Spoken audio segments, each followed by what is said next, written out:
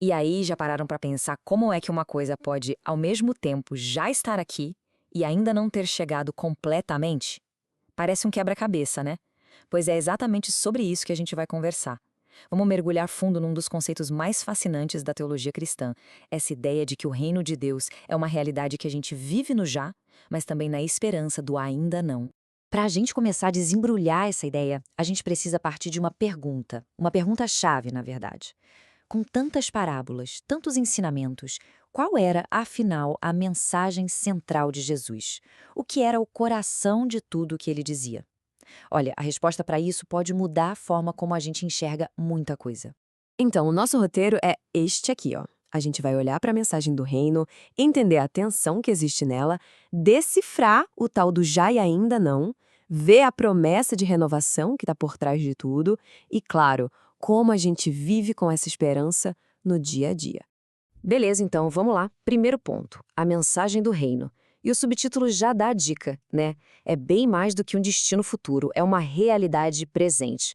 O teólogo George Ladd, que é uma referência nesse assunto, dizia o seguinte: para entender Jesus, a gente tem que entender o que ele falava sobre o reino de Deus. E aqui está o pulo do gato. Ele não estava falando só de um lugar para onde se vai depois da morte. Não, não. Ele estava falando de uma realidade que estava, tipo, invadindo o presente, começando ali, naquele momento. E olha que importante isso aqui. Não era só mais um assunto na lista. Era o assunto. O centro de tudo. A essência do ministério dele era anunciar que o reino, o governo de Deus, estava chegando com tudo na história. Uma coisa nova, poderosa, bem no meio do nosso mundo. Ok, agora a gente entra na parte que faz o cérebro dar um nozinho. Uma tensão presente. Pensa bem. Se o reino já chegou, por que o mundo ainda tá, bom, desse jeito, cheio de problema, de coisa errada? É aí que entra essa tensão. É como se a festa tivesse começado, a inauguração aconteceu, mas o evento principal, o grão finale, ainda tá para acontecer. Essa comparação aqui ajuda a gente a visualizar isso direitinho. De um lado, o reino inaugurado, ele já começou, já está se manifestando, a gente vê sinais dele. Do outro lado, o reino consumado, que é a realização plena, a restauração de tudo, o fim do sofrimento. E onde nós estamos? Exatamente aí, no meio. A vida de fé acontece nesse entre os tempos. E essa vivência entre os tempos ganhou um nome, uma expressão que ficou super famosa graças ao George Ladd. É a teologia do já e ainda não. Esse nome define perfeitamente a experiência cristã. É a grande chave para a gente entender como o presente e o futuro podem caminhar juntos. Então, o que significa já e ainda não? É basicamente isso. A gente reconhece que o reino de Deus já está presente, já está ativo no mundo. Mas a sua forma final, completa, perfeita, essa ainda é uma esperança, algo que a gente aguarda.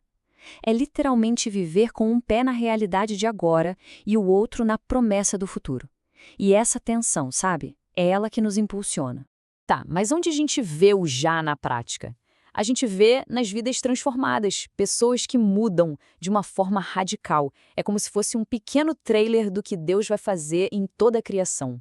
A gente vê também na ação do Espírito Santo, agindo hoje, agora, e na própria missão da igreja, que existe para ser um sinal, uma amostra grátis desse reino no mundo. Mas aí vem o outro lado da moeda, né? A realidade do ainda não. E ela é dura. O sofrimento está aí. A injustiça persiste. A luta contra o pecado é diária.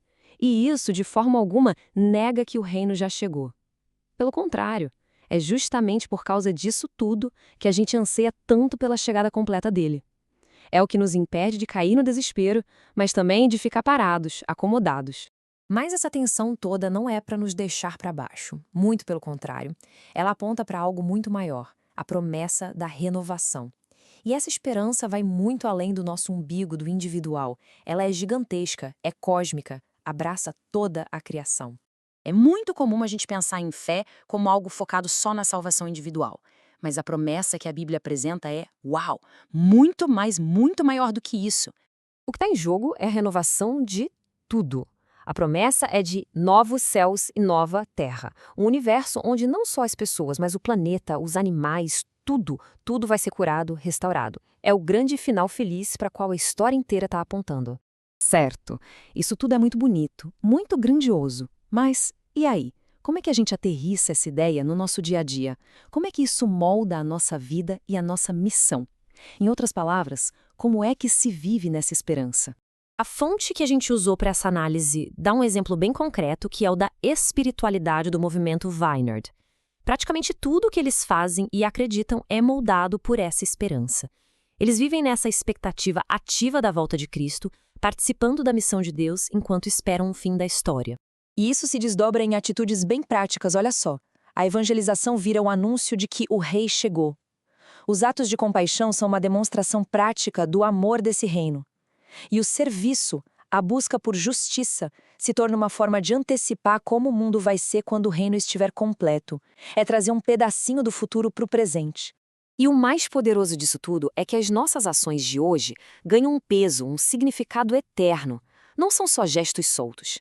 Cada um deles antecipa o dia em que tudo será feito novo.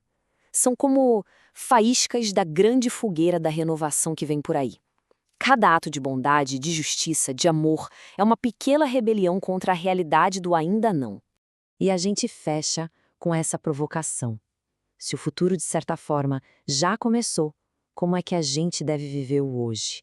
Se já estamos experimentando os primeiros raios de sol do amanhã prometido, como isso transforma a nossa maneira de encarar os desafios e as alegrias de cada dia? Talvez a grande aventura seja exatamente essa, encontrar as respostas para essa pergunta, um dia de cada vez, enquanto a gente aprende a viver nessa tensão, no já e no ainda não.